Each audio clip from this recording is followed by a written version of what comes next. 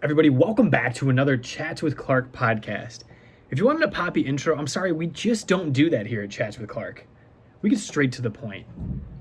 Over the last couple days here, I texted a bunch of people, some that I've talked to recently, some that I talked to that day, my own parents, my sister, people from all across the board. And I text them this simple question that is the title of this podcast. What is fear? I put fear in quotation marks and I ended the question with a question mark.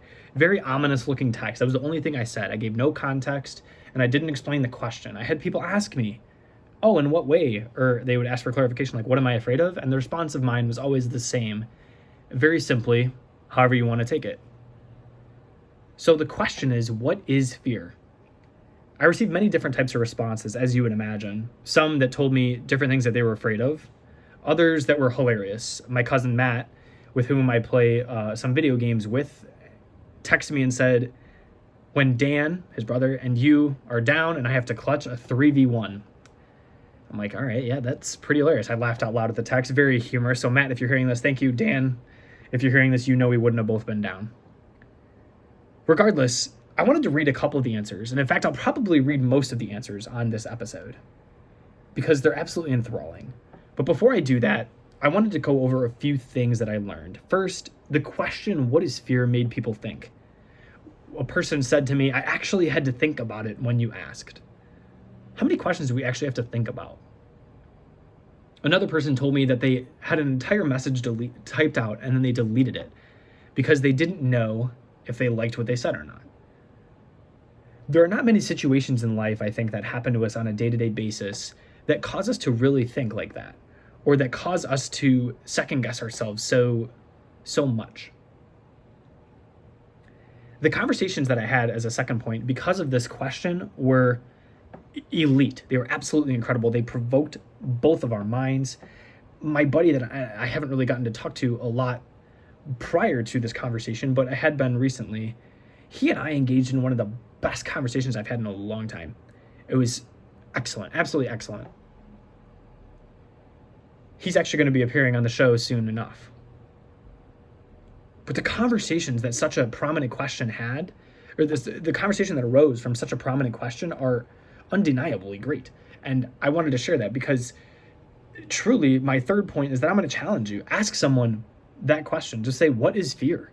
And see what they say. I think you will be amazed with the way that people take it. Ask your kids, ask your best friend, ask your girlfriend, your boyfriend, ask your husband, your wife, ask your friend, anyone you want, your teacher, your student, whomever you feel would potentially offer you some insight. And that would be all of us, but whoever you want to hear from, ask them the question, what is fear? So here are a couple of the responses that I got. One word, failure. When I asked for a further question, I didn't get a response. Or when I asked for further explanation, I didn't get a response. Failure. What is fear? Failure. I got another response. Oh boy, what is it to you? I got another response. The absence of confidence. And yet another, IDK, so I don't know how to answer that.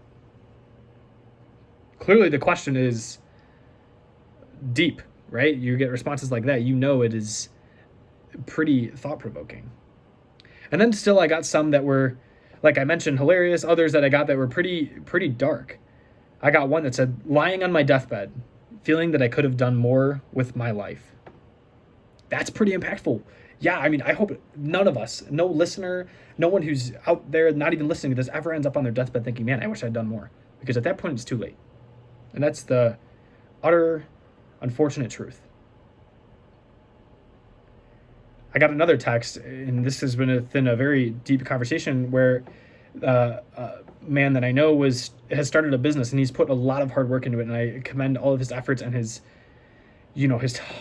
tirelessness in going for it. But he said, fear is helplessness when you've given everything you can, yet can't save what you love. Wow. Fear is helplessness when you've given everything you can, yet can't save what you love. And yet another, my fear is my effing anxiety. I have some bad demons that come out sometimes with my anxiety. Is fear sometimes ourself? Is it the vices that we take, the experiences that we have that we hold near and dear to us, but are maybe traumatizing to us. Losing what I have and the unknown. The past is fact and the future uncertainty. Those were some of the darkest. Another, being afraid of something. Usually an unknown thing. Those are two different responses. Self-doubt or doubt in general. So we doubt ourselves. That happens a lot. But why would we doubt ourselves? If we didn't fear something, whatever we're about to embark upon, whatever we're doing, then maybe we wouldn't. And the person that said that contended that it's from a wide variety of things. Another eloquently said, a mindset. It could be used as a barrier or protector, but that's fear. So fear is either used as a barrier or protector to this person. It either hinders people from living the full life that they can, or it's used as a small form of protection, perhaps wisely. Sometimes we're afraid of things, and that's a good thing. Other times we're afraid of the dark, and maybe we know that there's nothing there. You know, maybe we're afraid of the monster that's under the bed. Maybe we're afraid of the monster that's in the basement as you fly up the stairs to get away from it from catching you, and somehow you never get caught. I had yet another conversation. Being hesitant, lacking confidence, discomfort. Those are 3 texts. Bang, bang, bang. Being hesitant, lacking confidence, discomfort. I inquired further, what about being hesitant is fear? To which you would never hesitate to do something if you weren't afraid. Do we hesitate because we're afraid of potential outcomes? Do we hesitate because we're afraid of the effort that whatever we're about to do takes?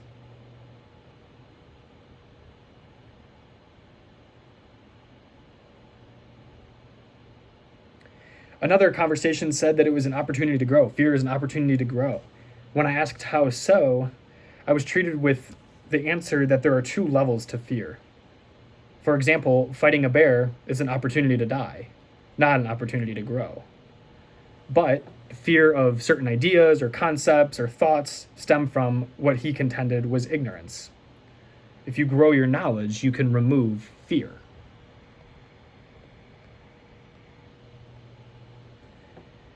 Another said that it's a feeling we get in scenarios where several results can occur, and at least one causes extreme uncertainty. A feeling we get in scenarios where several results can occur, and at least one causes extreme uncertainty. Another said, anything that questions me to do something. Yet another, an inability to mentally overcome an obstacle or thought.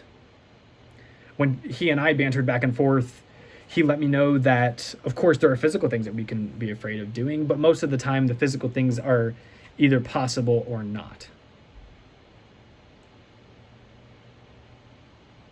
Another said it usually comes from the unknown, and when we're not in control of the things going on around us.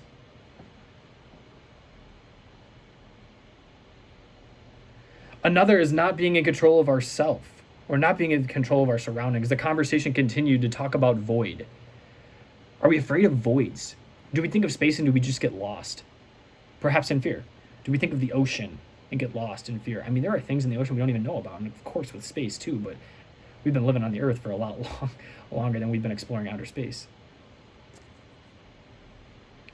But that person contended, instead of being afraid of losing control of ourselves or our surroundings and being lost in what is referred to as a void, she said to focus on what's in front of us, to remove the void.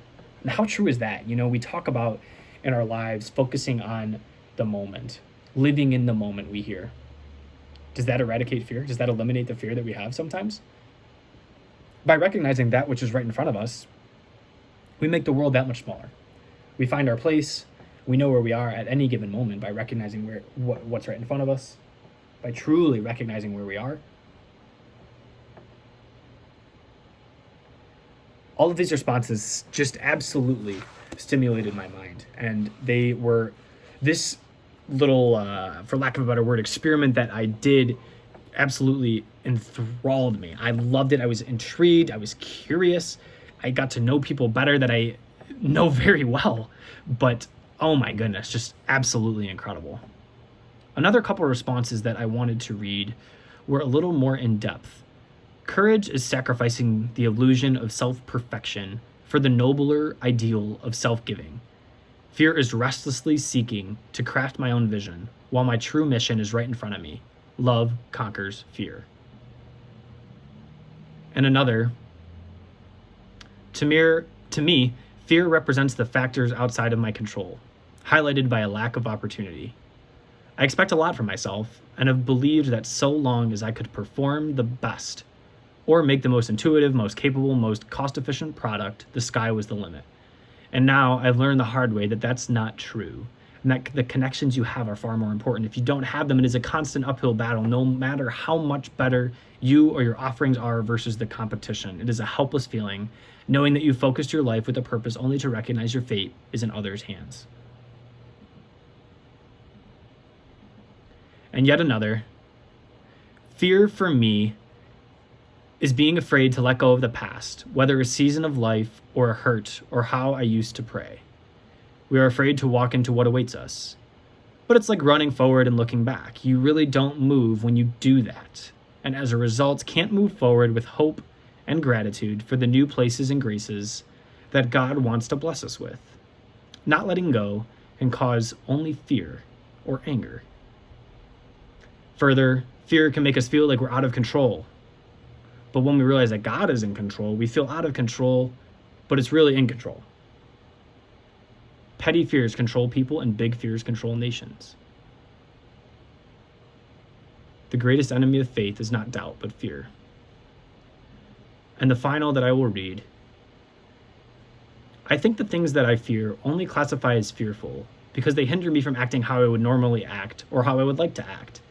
The fear of not doing well in an interview equals acting nervous and giddy, or maybe not doing it well on a test or an exam or a quarterly review or any of these things equals you clamp up, you forget the answers. Taking a girl on a date equals coming off as inauthentic or not yourself.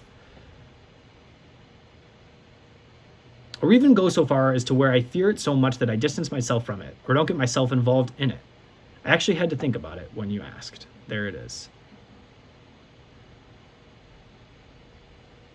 Essentially, it influences how we want to act and how we would like to conduct ourselves. So, we've heard a lot of things. We've heard that fear is so many different things from all of these people. To me, I would classify it as two things. I think there are things that we're afraid of that are just, like for me, it's heights. I'm petrified of heights, not because 1,000 people before me have gone up on, the Chicago sky deck and lived, but just because I know what happens if I'm the one that doesn't. I know that I tumble thousands of feet and smack into something that is going to win that battle, and it will not be me. So I think there are things that we fear like that are because the result is not so favorable if it were to go that way. But I think it's two other things as well. I think there are situations when an unfavorable outcome occurs and someone else has more say in it than we do. For example, getting shot. Like, it's an extreme example, but for the premise, I think it makes sense. In a situation where you're shot, typically the other person has more say in the outcome, which would be you getting maimed, than you do. Otherwise, you probably would have prevented it or done what you could to not be in that situation. Regardless, an extreme example, but the point is that I think we fear things when situations are potentially unfavorable and the other person or another person has more say than we do. And then secondly, I think the unknown outcomes of things or risks, like risky situations, are something that we fear. I think when we leave our familiarity, leave all that we know, and have to act upon something with an unknown outcome, it is innately frightening. And for me, for anyone that knows me, I would say and contend that God is the one that actually is in control. We don't breathe unless God says to breathe first, and if he doesn't say to breathe, you're not going to breathe. And so to say that we're in control is somewhat naive, but it is also necessary for that which we call human life. So I pose this to everyone who is listening. What can we do to overcome our fears? We all have to grapple with that. We all have to figure that out. And that's not the point of this talk. The talk is what is fear. But it's definitely worth noting. And as you sit here and you've listened to this podcast or watched it on YouTube, I thank you. And hopefully you've wrestled with the notion of what is fear to you. With that being said, I will not be going to climb a big ladder anytime soon, hopefully. But I will question all of you I will ask you all, please shoot me an email. The podcast email is chatswithclark@gmail.com. So just chatswithclark, all one word, CLARK, all one word, @gmail.com. Chatswithclark@gmail.com. Shoot me an email. If you'd rather get in touch with me through social media or a different way of communicating with me, feel free to do that as well. It's all on my website. But chatswithclark@gmail.com. I'd love for you to send in questions that you have or topics that you would love to talk about and engage with on the Chats with Clark podcast. But until then, this has been another episode of Chats with Clark. I thank you for tuning in. And of course, if you want to be happier, live more gratefully, let's all do it together. Thanks for tuning in.